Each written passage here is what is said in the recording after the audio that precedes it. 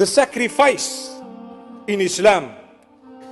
When we say sacrifice, one of the prime issues that come to our minds, the sacrifice of Ibrahim alayhi salatu wassalam, of his son Ismail, may peace be upon them all and upon us. Amen.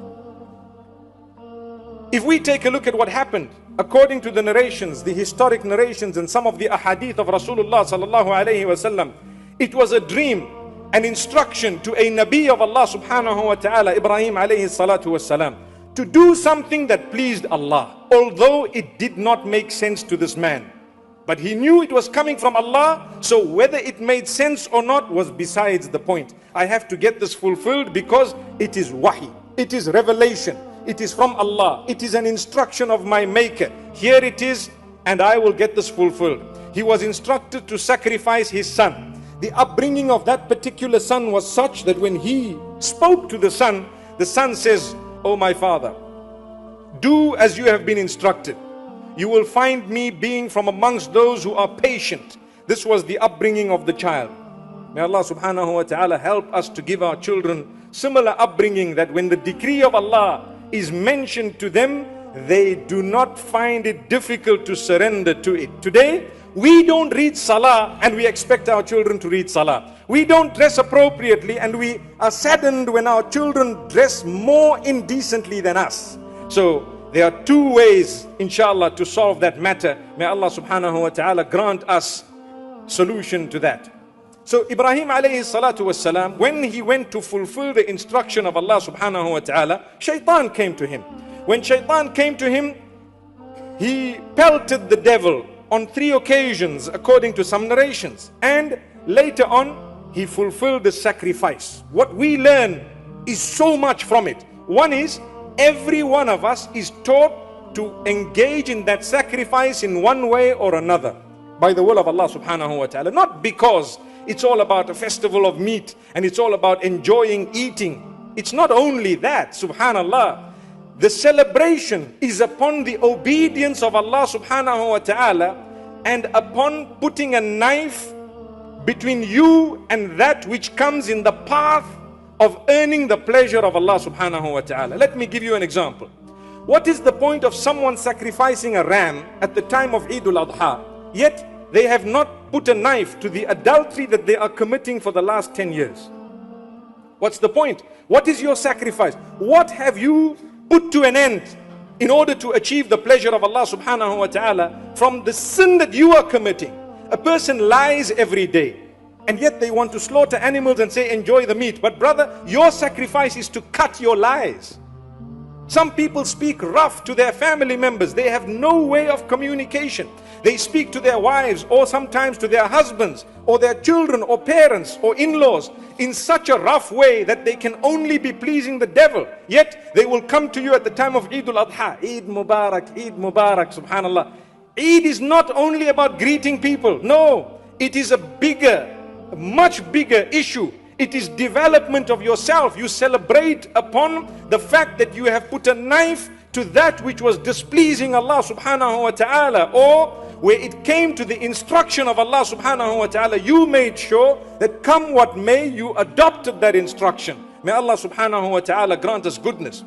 We have people who cannot give up pornography, but when it comes to sacrificing, they are quick to put the knife on the ram and say, you know what, we sent 20 animals to Bangladesh, and we sent 50 animals to India, and we sent another 500 to Africa. MashaAllah, that is very, very good. But what did you do about that animal within you? You have not yet slaughtered it. Allahu Akbar. What about the pornography inside that you are so hooked to? Cut it out, my brothers and sisters. Cut it out and see how you will enjoy the sacrifice of Eid al-Adha. You are sacrificing something for the pleasure of Allah subhanahu wa ta'ala. People have so much. Some people have really this connection to false wealth that is not theirs. So they want to usurp wealth through robbery or deception, and they get happy about it. Brother, I am a very rich man. How did you get your money? If you did it halal, alhamdulillah, we are happy for you. If not, put a knife to it. That money will not come about with any form of goodness. If we're not prepared to put a knife to it, then subhanallah, how will we earn the pleasure of Allah subhanahu wa ta'ala? So This is one angle of looking at that sacrifice. The angle of what am I prepared to sacrifice to earn the pleasure of Allah subhanahu wa ta'ala. On one hand, Ibrahim alayhi salam, he was instructed to do something that did not make sense to him, nor will it ever make sense to any one of us. Imagine, sacrifice your son. Can it make sense to you? No. Did it make sense to him? No. But it definitely was never a point of question, because he knew the source of the instruction. Once Allah said do this, he said sami'na wa ata'na. We have heard it and we have obeyed. Whereas we have light items to fulfill. No one has asked us to sacrifice our children or to do something barbaric in order to achieve the pleasure of Allah. No. But it is the small things in our life that we are not even prepared to look into. How then are we going to be able to sacrifice them, cut them out for the sake of Allah subhanahu wa ta'ala? So I hope these few words of motivation can help myself and yourselves. Firstly, look into ourselves. Where am I going wrong? How do I work? How do I address my colleagues? For example, some of us, we cannot read salah. For what reason? Because we are lazy, we want to sleep. Or we say the timing is strange. Some of us don't want to dress appropriately. Some of us have haram relations with the opposite sex in a way that we know it's detrimental for us, for our families, for our well-being, but we cannot put an end to it. And yet every year we witness this Eid al-Adha. What is it all about? It is all about sacrifice.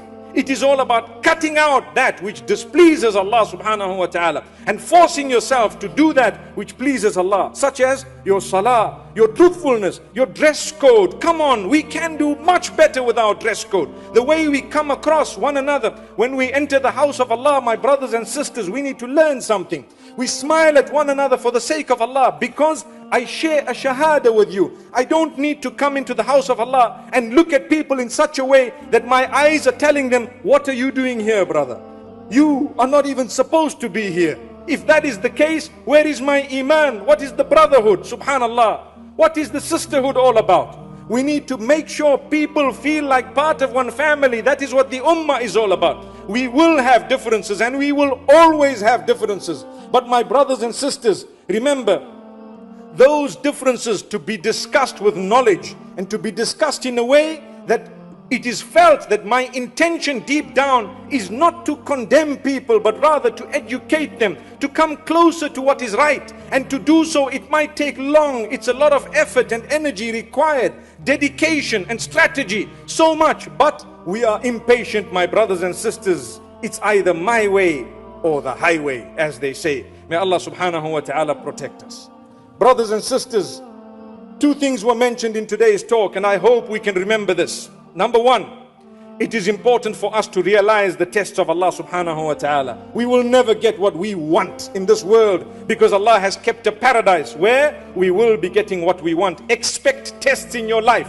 One day your health will fail. One day you will suffer loss in your wealth. One day you will suffer the loss of life of those around you whom you love most, because everyone needs to go. One day you will become old and you won't be able to walk anymore. One day you will have to prepare for dying because you are so close to death. You may look back in your life and regret, when I had energy, I used it for adultery. I used it for pornography. When I could see, I used to watch dirty things. When I could type, I used to type the dirtiest of things. Now that I'm old, what do I do? Remember, if you have got to old age, you are so lucky. The doors of tawbah are still open. But a loser is the one who gets right to death and still hasn't turned to Allah subhanahu wa ta'ala. So my brothers and sisters, we ask Allah subhanahu wa ta'ala to help us through our tests and to make us from those whom, when the tests come in our direction, we can accept them with open arms, asking Allah to help us through them and asking Him never to test us with tests that will be too difficult for us to pass. The second point I made mention of is